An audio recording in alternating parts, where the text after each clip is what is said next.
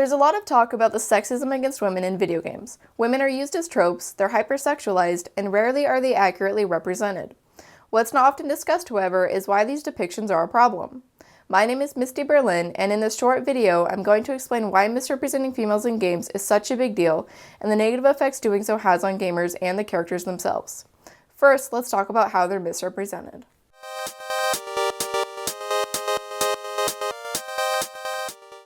A study done in 2010 found that of almost 500 video game characters analyzed, 86% were male. 86%! Last I heard, females take up about half the population and gaming community.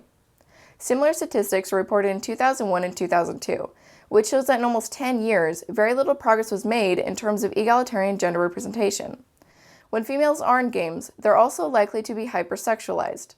Hypersexualization refers to an overemphasis on sexual body parts and idealized body design. In the before-mentioned study, 41% of the female characters documented wore sexually revealing clothing, with only 11% of males clothed likewise. Females were also more likely to be depicted full or partially nude, with 43% of females and only 4% of males showing nudity. 25% of the female characters and only 2% of the males had unrealistic body proportions. Another analysis study found that, of the characters analyzed, 77% of the females had large breasts and emphasized buttocks. Magazine depictions show similar trends. One study found that 60% of female characters and only 1% of male characters in game magazines were sexualized. 39% of females and only 8% of males were scantily clad. Alright, I'm done throwing numbers at you. Just know that these are not the only studies that show the lack of female characters in games and their overt hypersexualization. And hypersexualization is a problem. Later we'll talk about the effects of hypersexualized characters on players, but for now I'm going to focus on what hypersexualization does to the character herself.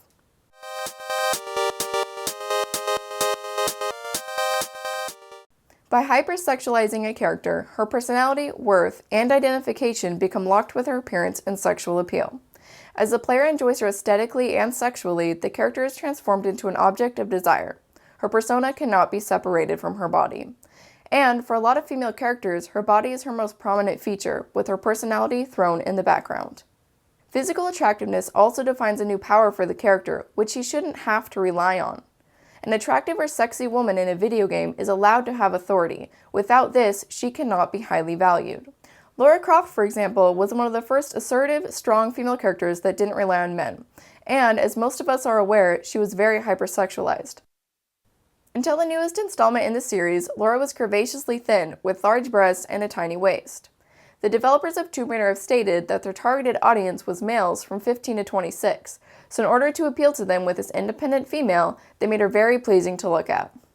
Now Lara has realistic body proportions and is very desexualized in comparison, but she still maintains a high level of attractiveness. Now I'm not saying that all females in games should be hideous or terribly displeasing to look at. After all, women have described feeling powerful while playing as Lara because she's smart, sexy, and independent. But hypersexualization turns characters into objects instead of subjects, undermines their personality, and changes the player's interpretation of the character. As in the real world, a woman shouldn't have to rely on her body or attractiveness as her most defining feature.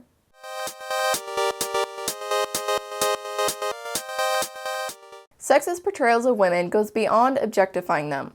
It is not only in the hypersexualized design of the character's body, but also through her stereotypical utilization and personality construction that sexism can be reinforced.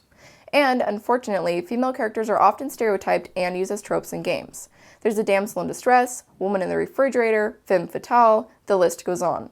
Other media analyzers have already extensively discussed these tropes. We know that they exist and aren't specific to games. And women certainly aren't the only ones that fall victim to tropes. Just look at Marcus Phoenix. But considering there's many more male characters in games, they're given many more opportunities and fill a wider variety of roles. Women are usually used as a tool to give a male character purpose instead of being narrative subjects of their own. Just look at Zelda, or Princess Peach, or Ashley from Resident Evil 4. What all of this suggests, the lack of females, their hypersexualization, and stereotypification, is that there exists an imbalance between the way men and women are depicted in games. So, let's get to the point. Why does it matter, and why should we care? Let's start with why video games have an impact on us.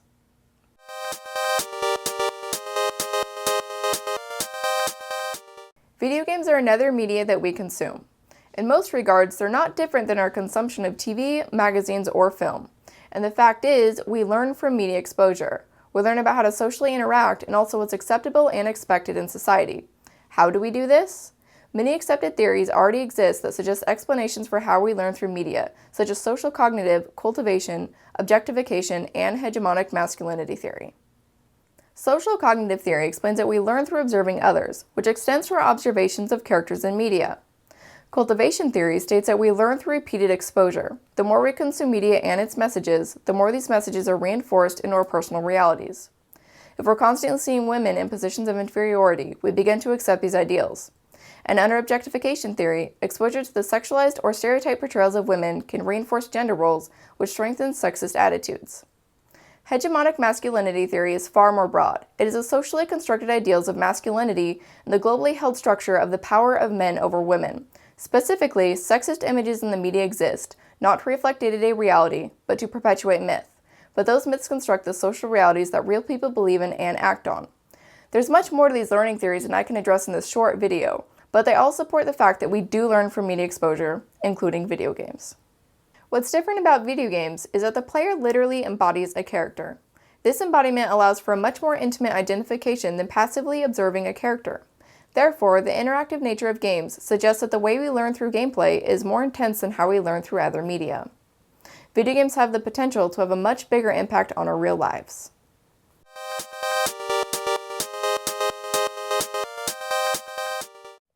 So, I've talked about video games as a platform for learning. Now I'm going to discuss the impact this has on gamers. Let's start with female players.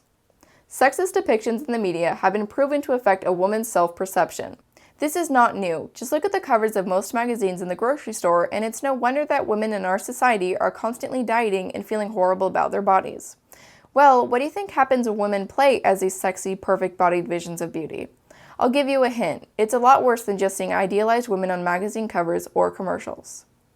Multiple studies have measured the effects of playing as sexualized and idealized female avatars on female players. These effects include self-objectification, self-efficacy, and, most alarmingly, rape myth acceptance. Self-efficacy refers to one's beliefs about their capability to reach goals and succeed. Rape myth acceptance is the adoption of the belief that rape victims are, in some way, responsible for being raped.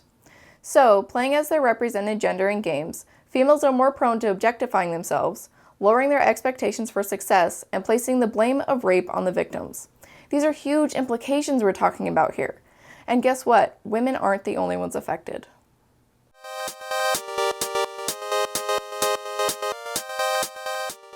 Seeing and playing as idealized, sexualized, and stereotyped female characters also affects male audiences. In various studies, based on both video game exposure as well as other media, men have expressed an increase in rape-supportive attitudes, rape myth acceptance, tendency to regard women as sex objects, less attraction to real women, and reinforced notions of stereotypes and gender roles after being exposed to these depictions. All of these effects are functions of sexism, and therefore misrepresenting females in games increases male players' sexist attitudes. I want to reiterate that sexism is reinforced through the stereotypical utilization of female characters and not only through objectifying them.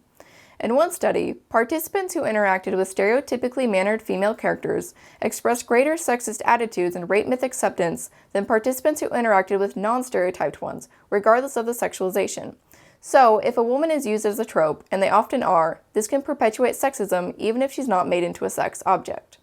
I'd like to take the time to recognize that the stereotype portrayals of males also reinforces sexism and affects self-perception. For example, exposure to dominant males, which are all too rampant in video games, have been shown to damage men's views on their desirability as a mate. It'd be interesting to see more research done on the effects of hyper-masculinized characters on game players. I'd also assume that seeing masculine and aggressive males in games reinforces gender role adoptions. So, to recap, video games are dominated by sexist depictions of women, they're a platform for learning, and as players are exposed to sexist representations, they're constructing harmful perceptions about the real world. Men and women, boys and girls, casual as well as hardcore players, video games do make a difference in our real lives. Video games are perpetuating sexism. This is not an opinion, this has been proven, just as sexist portrayals in other media have been proven to do. Are these types of representations healthy for anybody to be exposed to, especially children and young adults who are developing their conceptions about society? As players get older, the ideals that they've learned through video game play continue to be reinforced and ingrained into their social realities. Too often are people saying, "Oh, it's just a game." This response needs to stop. Video games are not just mindless consumption. They have an impact on us. Sexism in games exists, and even if you're not consciously aware of it, you are affected by it. Games have real effects on real people. Sexism in games affects how players see the real world, and continuing to construct games in these ways is only going to perpetuate the problem. In another video, I discuss how the sexism in games has created a hostile gaming community for female players as well. This issue does matter, not just for the sake of feminist gamers, but for the well-being of gamers in general. Thanks for watching.